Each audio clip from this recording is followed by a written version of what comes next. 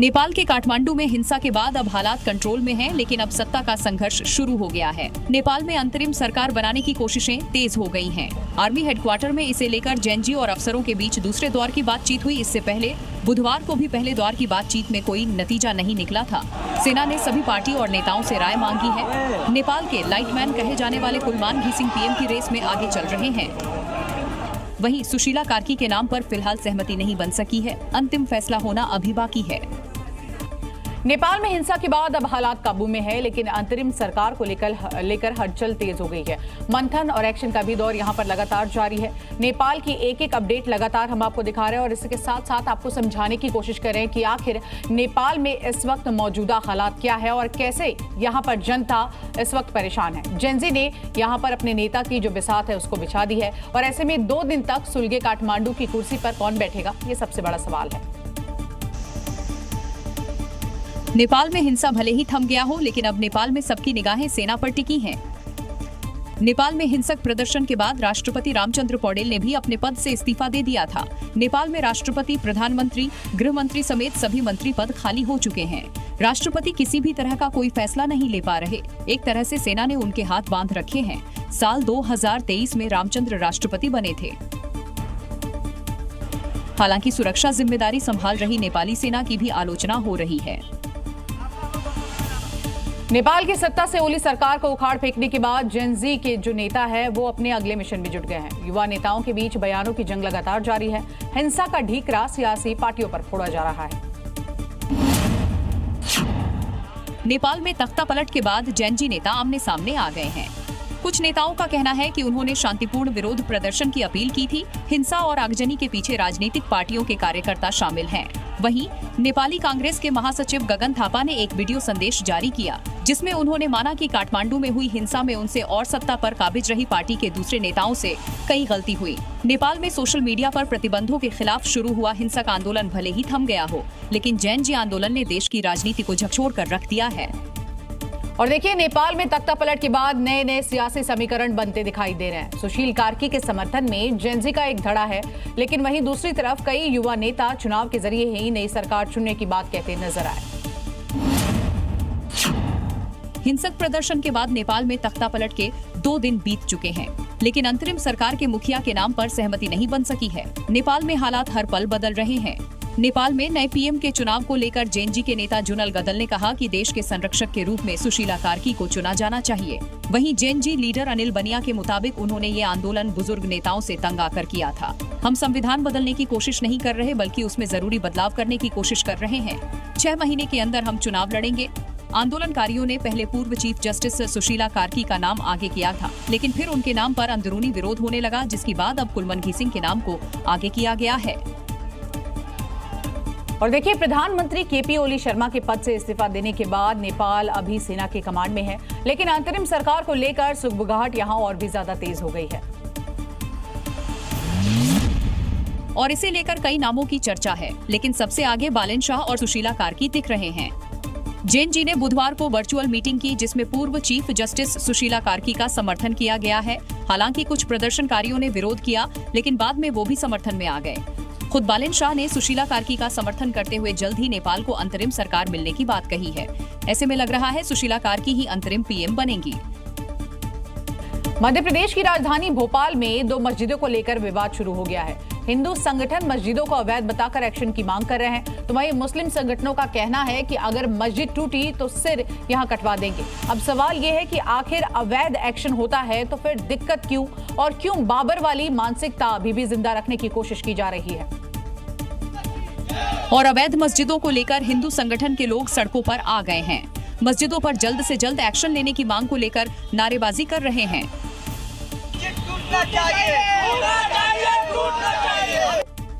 बात मस्जिदों पर आई तो भोपाल के मौलानाओं ने भोपाल को बाबरी न बनने की धमकी दे डाली। इतना ही नहीं, साफ कह रहे हैं कि मस्जिद टूटी तो गर्दन कटाने से भी पीछे नहीं हटेंगे।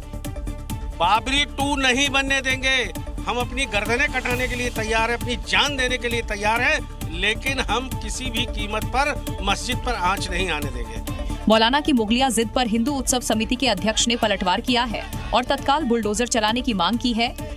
उसका तो काम ही है सर काटना भी और सर कटाना भी, क्योंकि उनको हिंसा करना ही है। सरकार पूर्ण दमदारी के साथ, पूरी सुरक्षा व्यवस्था के साथ जो अतिक्रमण की हुई मस्जिद है उन्हें तत्काल तोड़े। फिलहाल मस्जिद को लेकर शुरू हुई महाभारत यहीं थमने का नाम नहीं ले रही है। और देखिए, भोपाल की दोनों मस्जिदों को लेकर हिंदू संगठन और मुस्लिम संगठन आमने सामने आ गए हैं। और अब बात विदेशों से मुसलमानों के बुलाने की हो रही है, तो हिंदू संगठन से जुड़े लोगों ने भी कह दिया है कि मस्जिद अवैध नहीं तो कागज दिखाओ, वरना बुलडोजर चलेगा। मस्जिद पर टूटने की तलवार लटकी तो मुसलमान मैदान में आ गए हैं और कहने लगे हैं कि मस्जिद बचाने के लिए मुसलमान विदेश से आएंगे। मस्जिद की जांच हो रही है तो मंदिरों की क्यों नहीं, जबकि हिंदू संगठनों का साफ कहना है मस्जिद वैध तो कागज दिखाओ पर बुलडोजर चलने के लिए तैयार रहो। पहले तुम अपने ओरिजिनल कागज लिया फिर बात करना। अपने कागज तैयार रखें, उन्हें एक ना एक दिन कागज दिखाकर और यहाँ से जाना ही पड़ेगा। अवैध कब्जे टूटने चाहिए, जितने भी मजार मस्जिद हैं सब टूटने चाहिए। सारी जहान उसमें लगा हुआ है, एक नहीं है मस्जिद में, क्योंकि यहाँ से लेके देश विदेश तक है उसमें। आप क्या करोगे? तो वो तो बने ही रहेंगे, उन्हें तोड़ क्यों रहे हो, क्यों तोड़ रहे हैं? ये तो लड़ाई वाले, जैसे तोड़ोगे तो वो लड़ाई वाले सिस्टम पर आदमी लड़ने लगेंगे। भोपाल के दोनों मस्जिदों को एनजीटी ने तोड़ने के आदेश दिए हैं, लेकिन इससे पहले ही आर पार वाली लड़ाई शुरू हो गई है। महाकाल की नगरी उज्जैन में मोहन सरकार का बुलडोजर गरज रहा है। मुस्लिम बाहुल बेगम बाग में 11 अवैध निर्माण को यहां जमींदोज कर दिया गया। लोअर कोर्ट, हाई कोर्ट और सुप्रीम कोर्ट से स्टे समाप्त होने के बाद ये बड़ी कार्रवाई हुई है। और देखते ही देखते पोकलेन और बुलडोजर का एक्शन शुरू हो गया। 1, 2, 3, 4 नहीं 6 पोकलेन और बुलडोजर से कार्रवाई हुई। उज्जैन में बाबा महाकाल मंदिर के पास मुस्लिम बाहुल्य इलाका है और इस पूरे इलाके में एक के बाद एक कर कई अवैध निर्माण बना लिया गया है। उज्जैन विकास प्राधिकरण की ओर से सर्वे के बाद इन अवैध निर्माणों की पहचान की गई और फिर 11 अवैध निर्माणों को बुलडोजर से गिराया गया।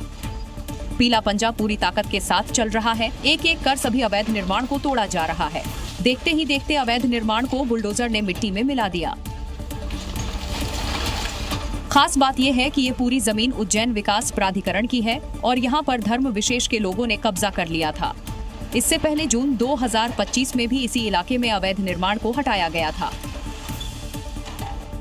और देखिए, कुछ ही दिनों में नवरात्र शुरू होने वाले हैं और इस बार हिंदू संगठनों ने कसम खा ली है कि मध्य प्रदेश में दुर्गा पूजा में भाईजान मां दुर्गा की प्रतिमा बिल्कुल नहीं बनाएंगे और ना ही उनसे कोई भी प्रतिमा खरीदेगा। इतना ही नहीं, जो प्रतिमाएं बनाई जा रही हैं उनसे भी कोई खिलवाड़ नहीं होगा। मां का जो असली स्वरूप है वैसे ही मूर्ति भी बनाई जाएगी और अगर यहाँ पर किसी ने भी आस्था से खिलवाड़ किया तो उसका अंजाम अच्छा नहीं होगा। क्योंकि कुछ ही दिनों में शारदीय नवरात्रि के साथ ही दुर्गा पूजा गरबा नाइट्स का जगह जगह आयोजन होगा और भक्त मां की प्रतिमा को विराजमान करेंगे। कुछ वक्त से ऐसा देखा जा रहा है, भगवानों और मूर्तियों को कार्टून का स्वरूप दिया जा रहा है और एआई से मूर्ति को बनाया जा रहा है। बस इन मूर्तियों को देखकर हिंदू संगठन के लोग भड़क गए हैं और मूर्तिकारों को चेतावनी दे डाली। सिर्फ इतने में ही ये विवाद खत्म नहीं हुआ। भोपाल में RRL के पास दुर्गा प्रतिमा पंडाल पर चेकिंग अभियान भी शुरू किया। हिंदू संगठन ने एक एक मूर्ति को जाकर चेक किया और देखा कि कुछ खिलवाड़ तो नहीं हो रहा। दुर्गा प्रतिमा ही नहीं बल्कि MP में गरबा आयोजनों पर भी हिंदू संगठनों का पहरा रहेगा। उनका कहना है कि अगर कोई भी मुसलमान युवक गरबे में एंट्री लेता है तो उसका इलाज ऑन द स्पॉट होगा। अलीगढ़ की अलीगढ़ यूनिवर्सिटी एक बार फिर से सुर्खियों में आ गई है और यूनिवर्सिटी का नाम अलीगढ़ मुस्लिम यूनिवर्सिटी से बदलकर यहां हरिगढ़ यूनिवर्सिटी करने की मांग उठने लगी है, जिसके बाद उत्तर प्रदेश ने अब एक नई बहस को जन्म दे दिया है। आखिर किसने की है ये मांग, देखिए। ये मांग उत्तर प्रदेश में दर्जा प्राप्त राज्य मंत्री रघुराज सिंह ने की है। मंत्री जी का कहना है कि अलीगढ़ भोले बाबा और संत हरिदास की धरती है, ऐसे में नाम हरिगढ़ होना चाहिए। और मुस्लिम यूनिवर्सिटी शब्द तो सर सैयद ने भी नहीं लिखा था, सर सैयद साहब ने भी अलीगढ़ यूनिवर्सिटी का नाम दिया था, लेकिन इन्होंने अलीगढ़ मुस्लिम यूनिवर्सिटी कर दी। इसको हरिगढ़ यूनिवर्सिटी होना चाहिए। इतना ही नहीं, रघुराज सिंह का कहना है कि यूनिवर्सिटी में देश का पैसा लगा है, लेकिन कुछ लोग हैं जो पाकिस्तान परस्त हैं। देखिए, ये इनकी मानसिकता पाकिस्तान परस्त है। वहाँ रोटी नहीं मिलती खाने पीने को और यहाँ आनंद से हिंदुस्तान के पैसे से बहुत सस्ते में पढ़ाई कर रहे हैं ये लोग। नाम बदलने के साथ ही रघुराज सिंह की मांग है कि यूनिवर्सिटी में SC, ST और पिछड़े वर्ग के लिए भी आरक्षण लागू किया जाए और इसके लिए उन्होंने PM मोदी और CM योगी से अपील भी की है। देखिए, कानपुर पुलिस ने विशेष चेकिंग अभियान चलाकर इलियास नाम के एक शातिर अवैध तमंचे और जिंदा कारतूस के साथ इस व्यक्ति को गिरफ्तार किया है। इलियास पर गांव में पाकिस्तानी झंडे वाले पोस्टर लगाने और तनाव फैलाने का बड़ा आरोप है, जिसकी तस्वीरें कानपुर देहात के कलई गांव से सामने आई है। इलियास ने 12 वफात जुलूस के बाद अपने साथियों के साथ कानपुर देहात के कलई गांव में पाकिस्तान का झंडा लगे पोस्टर चिपकाए थे, जिससे ग्रामीणों में आक्रोश फैल गया था। घटना के बाद से ही वो फरार चल रहा था, जिसके बाद अब वो पुलिस के हत्थे चढ़ गया है। हम बता रहे हैं यही लाला पोस्टर लगे थे, पोस्टर है कि अब ये हमें नहीं पता है कि कहे की वजह से हमारा लड़का ऐसा डरा गया है, बस पोस्टर का हमें पता है। चेकिंग अभियान के दौरान योगी फोर्स ने संदिग्ध हालात में इलियास को रोका। तलाशी लेने पर इलियास के पास से 315 बोर का तमंचा और 2 जिंदा कारतूस बरामद हुए हैं। अब योगी फोर्स इसका अच्छे से इलाज कर रही है। इलियास ने कबूल किया है कि वो गिरफ्तारी से बचने के लिए छिपा हुआ था और अपनी सुरक्षा के लिए तमंचा लेकर गजनेर में अपने रिश्तेदारों के यहाँ जा रहा था, लेकिन योगी फोर्स ने उसे शिकंजे में ले लिया और आर्म्स एक्ट के तहत नया मुकदमा दर्ज कर लिया है। यूपी पुलिस का अपराधियों पर और बदमाशों के खिलाफ ऑपरेशन लंगड़ा जो है वो लगातार जारी है और पिछले 24 घंटे के अंदर पुलिस ने 5 और बदमाशों का एनकाउंटर कर दिया है और ट्रीटमेंट किया है अच्छे से, जिसके बाद अपराधियों में अब खौफ और भी ज्यादा बढ़ गया है। आरोपी पुलिस का नाम सुनकर ही इस वक्त थर-थर कांप रहे हैं। और ये ऑपरेशन लंगड़ा की तस्वीर है, जहां बागपत हो, मुजफ्फरनगर हो या बुलंदशहर, शामली से लेकर झांसी तक पुलिस ने तगड़ा एक्शन लिया है। शामली में पुलिस ने मुठभेड़ के बाद 25,000 के इनामी गैंगस्टर को अरेस्ट किया है। आरोपी के पास से बाइक और देसी तमंचा बरामद किया गया है। कुछ ऐसी ही तस्वीर बुलंदशहर से सामने आई है, जहां लूट के आरोपी को पुलिस ने लंगड़ा कर चलने पर मजबूर कर दिया है। बदमाश पर 13 से ज्यादा मामले दर्ज हैं। एक पैर और पुलिस के कंधे का सहारा लेकर चलता ये बागपत का हिस्ट्री शीटर है, जिसे चेकिंग के दौरान मुठभेड़ के बाद गिरफ्तार किया गया है। शहर बदलते जाइए और पुलिस का एक्शन देखते जाइए, हर जगह एक जैसी ही तस्वीर दिखाई देगी।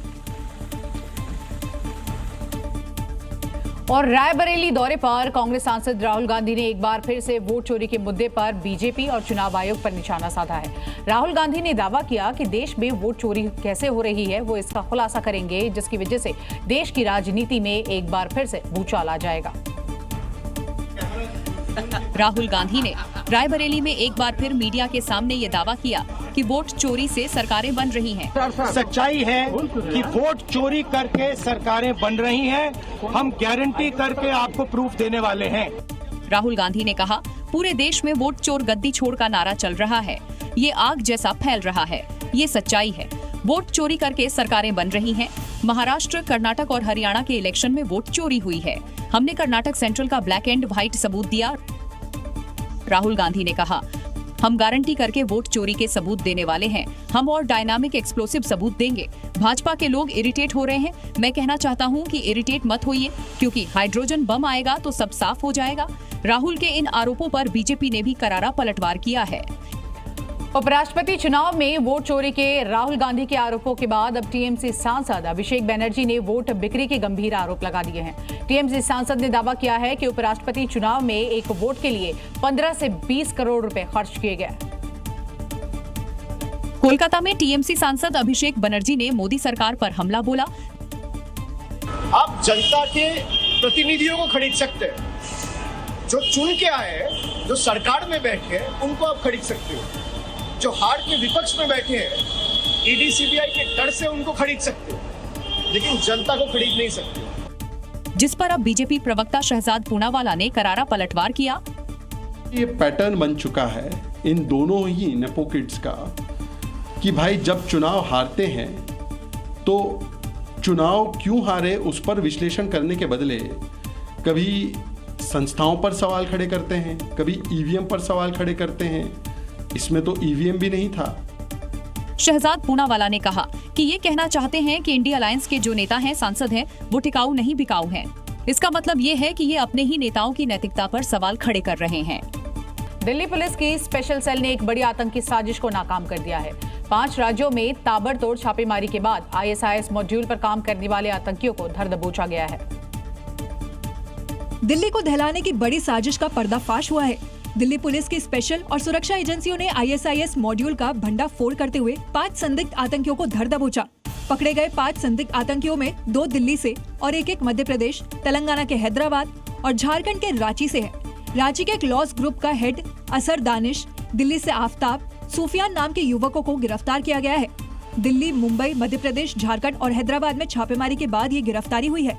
रांची से गिरफ्तार असर दानिश के ठिकाने से केमिकल IED बनाने का सामान बरामद हुआ है। ये मॉड्यूल बड़े आतंकी हमले की साजिश में जुटा था। इनसे कई हथियार, केमिकल वेपन के सामान और दिल्ली के कुछ इलाकों के नक्शे भी मिले हैं। क्या प्लानिंग हो सकती थी, इनका लीडर इनको क्या पता था, वो आने वाले टाइम की बात थी। बट पॉइंट इज कि एक आदमी इतना सारा रॉ मटेरियल इकट्ठा कर रहा है जो कि किसी भी ID को या किसी भी इस तरह के एक्सप्लोसिव डिवाइस को बनाने के काम में आ सकता है। उसको आप अंदाज लगा सकते हैं कि कितना है वक्त कॉस्ट कर सकते हैं। ISIS मॉड्यूल पर काम करने वाले ये आतंकी बड़े हमले को अंजाम देने की फिराक में थे। बिहार की राजधानी पटना में बेखौफ बदमाशों का कहर देखने को मिल रहा है। यहाँ पर बदमाशों ने आरजेडी के नेता और प्रॉपर्टी डीलर राजकुमार राय की गोली मारकर हत्या कर दी। पुलिस के मुताबिक आरजेडी नेता अपनी गाड़ी से घर के पास पहुंचे ही थे कि पहले से घात लगाए अपराधियों ने उन पर ताबड़तोड़ फायरिंग कर दी और आरजेडी नेता राजकुमार राय को अपराधियों ने एक के बाद एक 6 गोलियां मारी। गोली लगने के बाद आरजेडी नेता पास के एक होटल में भागे, लेकिन बेखौफ बदमाशों ने खदेड़कर राजकुमार राय को पास से गोली मारी। घटना स्थल से 3 खोखा 3 जिंदा कारतूस भी बरामद किया है। आरजेडी नेता को करीब से गोली मारने के बाद अपराधी आराम से फरार हो गए। देखिए, हाथ में पिस्टल लेकर नकाबपोश हमलावर कैसे गली से निकल रहे हैं और आराम से भाग रहे हैं। पुलिस CCTV के आधार पर अपराधियों की तलाश कर रही है। वैशाली के राघोपुर के रहने वाले राजकुमार राय उर्फ अल राय विधानसभा चुनाव लड़ने की तैयारी कर रहे थे। बताया जा रहा है कि जमीन कारोबार से भी जुड़े थे। शुरुआती जांच में माना जा रहा है कि हत्या के पीछे जमीन विवाद या राजनीतिक रंजिश जैसा कोई बड़ा कारण हो सकता है। और अब खबर आगरा से, जहां मथुरा सांसद हेमा मालिनी के सामने बीजेपी के 2 विधायक आपस में ही भिड़ गए। जिला विकास समन्वय और निगरानी समिति की बैठक के दौरान बलदेव और गोवर्धन विधायक के बीच का मतभेद उभरकर सामने आया और बलदेव विधानसभा के विधायक पूरन प्रकाश आगा बबूला हो गए, बैठक छोड़कर जाने लगे। दरअसल मथुरा में जिला विकास एवं समन्वय समिति की बैठक चल रही थी। इसी दौरान गोवर्धन के विधायक मेघश्याम सिंह ने उन्हें टोक दिया, जिसके बाद पूरन प्रकाश गुस्सा गए। विधायक पूरन प्रकाश अपने क्षेत्र में अधूरे पड़े विकास योजनाओं की बात रख रहे थे, तभी गोवर्धन विधायक मेघश्याम ने उन्हें टोक दिया। इस पर दोनों के बीच जमकर नोकझोंक हुई। माहौल बिगड़ता देख सांसद हेमा मालिनी ने बीच बचाव किया, दोनों विधायकों को शांत कराया। लेकिन जो तस्वीरें सामने आई उससे साफ है कि एक ही पार्टी के 2 विधायकों के बीच सब ठीक नहीं है। आगरा से नकली दवाएं पूरे देश में लगातार सप्लाई हो रही थी। यहां दवा माफिया पर कार्रवाई करने के बाद अब ड्रग विभाग STF दूसरे राज्यों में भी धरपकड़ करती जा रही है। मुजफ्फरनगर से भी आगरा से बंसल मेडिको ने करोड़ों रुपए की दवाएं भेजी थी। और इन 2 तस्वीरों को जरा गौर से देख लीजिए। पहली तस्वीर आगरा की है तो दूसरी तस्वीर मुजफ्फरनगर की है। आगरा के नकली दवा के कारोबार के तार मुजफ्फरनगर से जुड़े। पंजाब में आसमानी आफत के बाद भयावह मंजर दिखाई दे रहा है। घर, खेत, फसलें सब कुछ यहां जलमग्न हो चुकी हैं। तस्वीरें भयावह है और पंजाब की जनता को अब राहत की उम्मीद है। पानी में डूबे सैकड़ों गांव आपदा की गवाही दे रहे हैं और अब इसकी गवाह सेना भी बन रही है। चारों तरफ पानी पानी, प्रलयकाल और बर्बादी। तस्वीरें गवाह हैं कि पंजाब में किस कदर प्रकृति का प्रहार हुआ। बाढ़ की भयावह स्थिति से सैकड़ों गांव और लोग प्रभावित हुए। फाजिल्का में घर बर्बाद हो गए। सैलाब में लोगों के आशियाने तबाह हो गए। किसानों की फसल बर्बाद हो गई। लोग खाने को मोहताज हो गए। हालात ये हैं कि सेना को मोर्चा संभालना पड़ा। बाढ़ प्रभावित इलाकों को लेकर सेना ने एक समीक्षा बैठक की, जिसमें तय किया गया कि BSF की टीम ने प्रभावित लोगों को सुरक्षित जगह पहुंचाया जाए। सेना ने पंजाब के प्रभावित इलाकों में रेस्क्यू ऑपरेशन चलाया। सियाचिन में भीषण एवलांच ने दस्तक दी है, जिसे देखने के बाद आप भी विचलित हो जाएंगे। मंजर इतना ज्यादा खौफनाक है कि देखने वालों के होश ही फाख्ता हो गए। वहां मौजूद लोग जान बचाने के लिए भागे। जमीन से आसमान की तरफ बर्फ का गुबार उठता दिखाई दिया और उस खौफनाक मंजर की ये रही तस्वीरें। देखिए, आसमान में उठता बर्फ का गुब्बार और इस गुब्बार में लिपटी आसपास की पहाड़ियां। तस्वीरें लद्दाख के सियाचिन ग्लेशियर की हैं। ये कुछ और नहीं बल्कि ग्लेशियर में आए एवलांच की तस्वीरें हैं। जैसे ही हिमस्खलन हुआ, आसपास अफरा तफरी मच गई। धुएं का गुबार इस कदर बढ़ता चला गया मानो सियाचिन की इन पहाड़ियों का सीना चीरकर बाहर निकल रहा हो। बर्फ के सैलाब ने जवानों की चौकी को भी अपनी गिरफ्त में ले लिया, लेकिन सियाचिन के सिपाही बर्फीली चुप्पियों में तिरंगे की गरिमा को सलामत रखते हैं।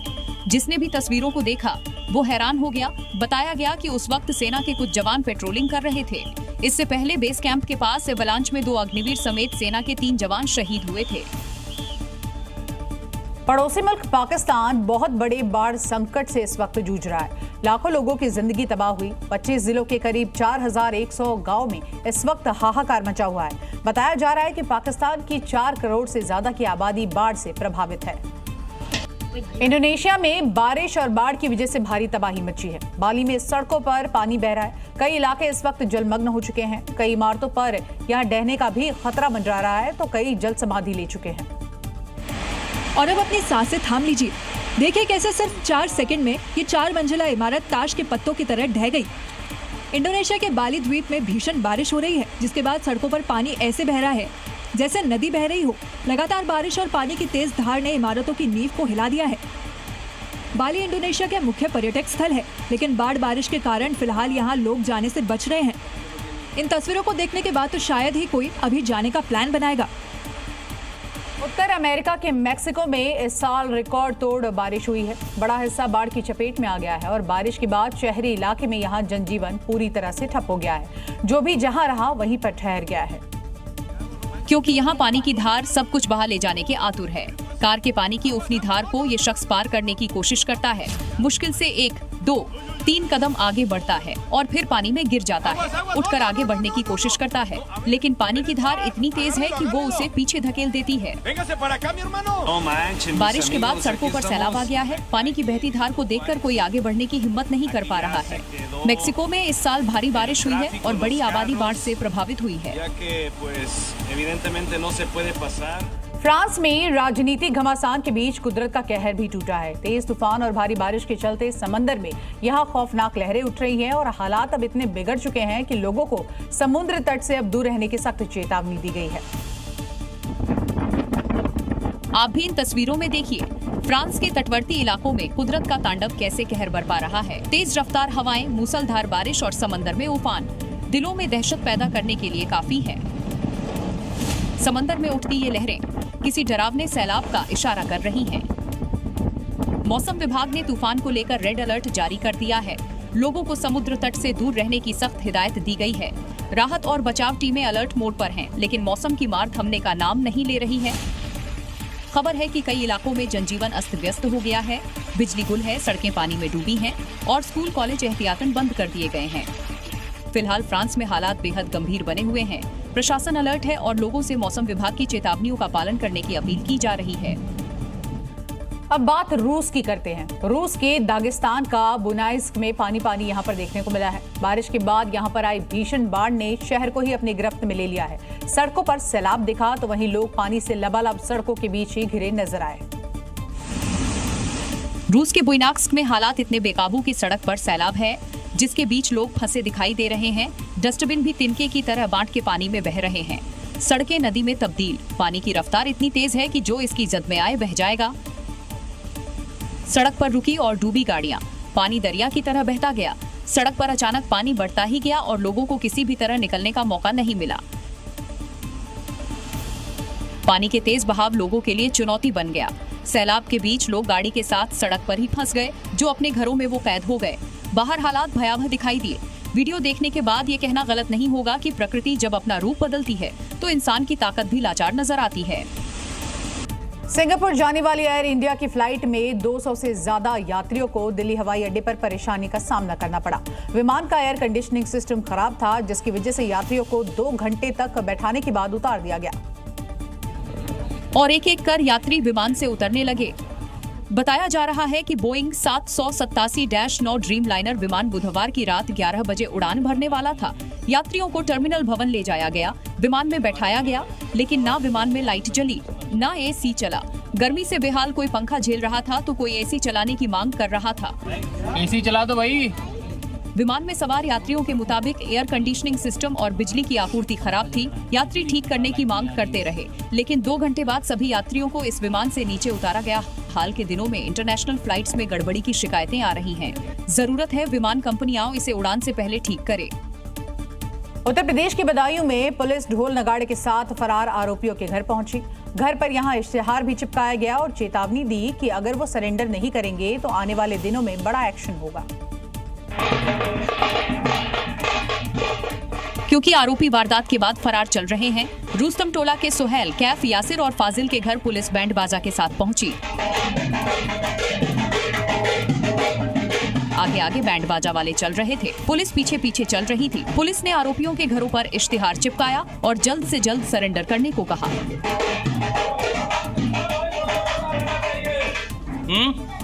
उत्तर प्रदेश पुलिस फरार आरोपियों के खिलाफ इस तरह की कार्रवाई कर रही है। पहले सरेंडर करने को कहा जाता है, फिर उनके खिलाफ कुर्की या बुलडोजर का एक्शन होता है। बच्चों को बैंड की धुन इतनी अच्छी लगी कि वो नाचने लगे। अब पुलिस ने साफ साफ अपना संदेश दे दिया है। देखना है आरोपी कब सरेंडर करते हैं। जैसे को तैसा कहावत आपने जरूर ही सुना होगा। कुछ ऐसा ही वाकया असम के तिनसुकिया में भी देखने को मिला। तस्वीरें देखकर आप खुद समझ जाएंगे कि हम ऐसा क्यों कह रहे हैं।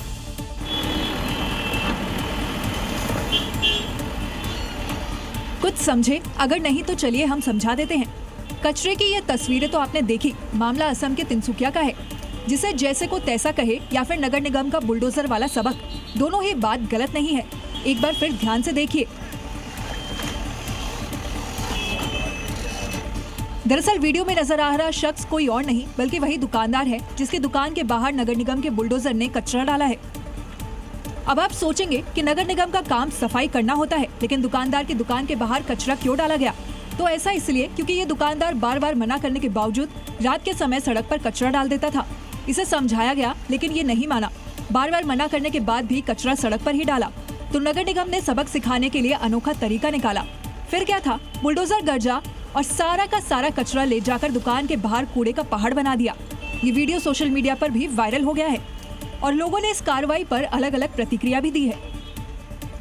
बिहार में शराब बंदी है, लेकिन लगता है कि वो सिर्फ नाम की है, क्योंकि शराब तस्कर शराब की तस्करी के लिए रोज नए नए पैतरे आजमा रहे हैं और उन्होंने इस बार तस्करी का एक ऐसा तरीका खोजा है कि पुलिस भी इसे देखकर हैरान रह गई। जिसके तहत तस्कर बस की छत पर शराब रखकर तस्करी करने के फिराक में थे, लेकिन नवादा पुलिस ने तस्करों के मंसूबों पर पानी फेर दिया। तस्वीरों में देखिए कितनी भारी मात्रा में शराब की तस्करी की जा रही थी। बस की छत पर 471 लीटर विदेशी शराब और 60 लीटर बियर जब्त की गई। आरोपी बोरों में छिपाकर बस के जरिए शराब लेकर जा रहे थे। खुलासा हुआ है कि शराब झारखंड से बस पर लोड की गई थी, जिसे नवादा में डिलीवर करना था, लेकिन उससे पहले ही पुलिस ने भंडाफोड़ कर दिया। पुलिस ने मामले में बस ड्राइवर समेत 3 लोगों को अरेस्ट किया है। रॉयल एनफील्ड पर सवारी करने वाले अक्सर खुद को रॉयल ही महसूस करते हैं और रॉयल्टी बरकरार रखने के लिए प्रेशर हॉर्न या फिर साइलेंसर पटाखे बजाते हैं, लेकिन कई बार आपकी टशन आप पर खुद ही भारी पड़ जाती है। और जो बुलेट चलाने वाले अपने वाहन के साइलेंसर को मॉडिफाइड करवा लेते हैं, फिर टशन के साथ सैर सपाटे पर निकलते हैं। बुलेट पर साइलेंसर लगाकर पटाखे बजाने वालों पर राजस्थान के हनुमानगढ़ में ट्रैफिक पुलिस ने बुलडोजर एक्शन लिया। प्रशासन का बुलडोजर ऐसा गरजा कि बुलेट पर पटाखों का खेल और कान फाड़ू शोर से लोगों का जीना मुहाल करने वालों की हेकड़ी निकल गई। प्रेशर हॉर्न साइलेंसर कुचले। 1.5 महीने में 125 बुलेट सीज, 70 से ज्यादा चालान काटे। पुलिस प्रशासन ने शोर और उपद्रव फैलाने वालों पर शिकंजा कसते हुए जब्त की गई बाइकों को हॉर्न को नष्ट कर दिया। ट्रैफिक पुलिस ने बुलेट पर लगे प्रेशर हॉर्न और साइलेंसर से पटाखे बजाने वालों को कड़ीडीहा संदेश देने की कोशिश की। हैदराबाद में एक मासूम हादसे का शिकार हो गई। स्कूल से आ रही बच्ची खुले मैनहोल में गिर गई। हालांकि बच्ची की मां ने तेजी दिखाई और उसकी सूझबूझ से एक बड़ा हादसा होने से बच गया। ये तस्वीरें देखकर आप भी डर जाएंगे। आपने पढ़ा या सुना जरूर होगा, सावधानी हटी, दुर्घटना घटी। तस्वीरों में नजर आ रही बच्ची के साथ भी कुछ ऐसा ही हुआ। ये दोनों बच्ची अपनी मां के साथ स्कूल से घर जा रही थी। तभी जो बच्ची आगे चल रही है वो पीछे मुड़कर देखने लगी और 4 कदम ही चली। 5वें कदम में लड़खड़ाई और आवाज आई, धड़ाम। ये पूरी घटना हैदराबाद के याकूतपुरा की है, जहां पीछे देखते हुए बच्ची खुले मैनहाल में गिर गई। वो तो गनीमत रही कि बच्ची की मां ने फुर्ती दिखाई और तुरंत दौड़कर मैनहाल से बच्ची को निकाल लिया। हालांकि आवाज सुनकर आसपास के लोग भी मौके पर आ गए। गनीमत रही कि समय रहते बच्ची को निकाल लिया गया और कोई गंभीर चोट नहीं आई। ये पूरी घटना सीसीटीवी में कैद हो गई, जो बाद में वायरल हो गया।